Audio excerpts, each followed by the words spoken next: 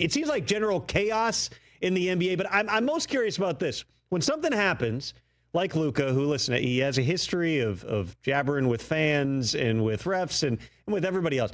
Does the NBA look at this situation? Will they dig into it and try to figure out who is actually saying what to whom? How does the league handle a situation like this?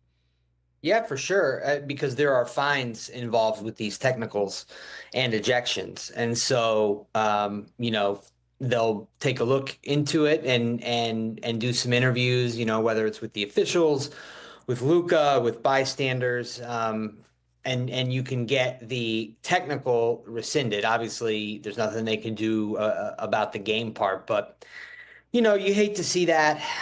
You hate to see a player removed from crunch time of a game, especially a game that mattered like that one last night. But to your point, I mean, Luka has a well-known history and reputation of just constant bantering with officials, to the point where he could have been talking to a fan and an official, based on the context and the past history, could have suspected otherwise. So, it's one of those things where maybe his reputation got him. But yeah, I mean, the league takes a look at all this stuff. When you look at the Lakers and where they are right now, and there's been some streakiness even after acquiring Luka, they're hanging in the balance there, and so is the rest of the Western Conference in terms of who's going to end up being the 4, 5, 6 seeds, who's going to end up in those play-in scenarios. But setting aside what happened after Luka got ejected, what do you make of the Lakers at this point in time, a week or so out from the playoffs? Well, I'm here in Dallas for tonight's game between the Lakers and the Mavericks and Luka's return here. And I have to say, I like the Lakers. I mean, you mentioned they were streaky, but by and large, a lot of that had to do with LeBron being out. I think with Luka and LeBron on the floor at the same time, their record's really good. They're bigger. They're a big team. And I know, like, you don't get bigger by trading Anthony Davis. That's not what I mean. But if you think about, Rui Hachimura, like, being back in the fold, and Jared Vanderbilt, and then you have Austin Reeves, who's really coming into his own, playing along two of the greatest passers and court vision guys ever. They're a very good team, and we always talk about experience as we get into the playoffs. And this is a team with, of course, a bona fide face of the league, multi-time champion in LeBron, and then somebody who represented the West in last year's finals in Luka. So, health is a big thing for them, but I think they're going to be a tough out.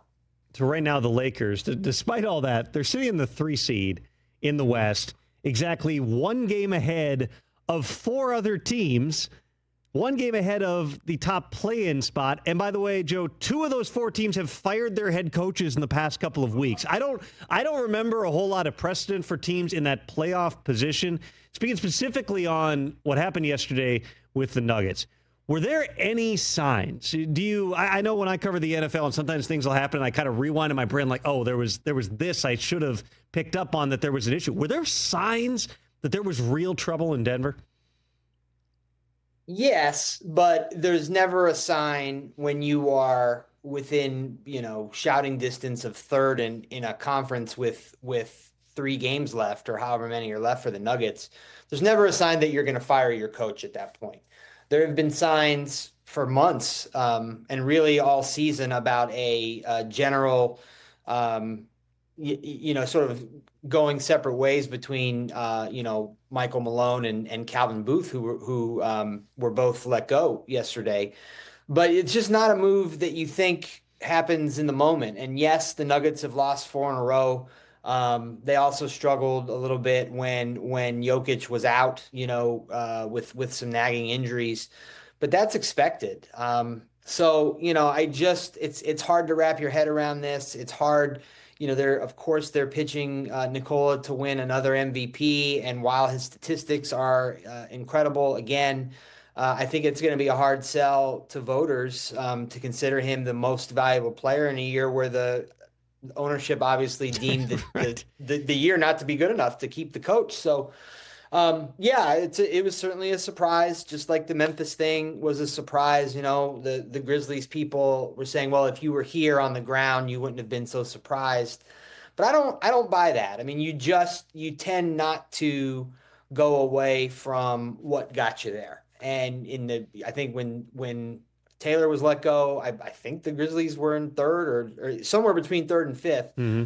And the same thing with the Nuggets. I mean, I think maybe they're fifth now, but 2 days ago they were in third or something like that. So it's crazy. I mean, I will see, how this goes long term with what happens in Denver. I mean, they're not even 2 years removed from winning it all. Yeah. And I just, I mean, what a shot at the profession to just decide that soon out from winning that the coach is no longer a fit for your team. Catch the Rich Eisen Show live weekdays from 12 to 3 p.m. Eastern on Roku Sports Channel in the U.S.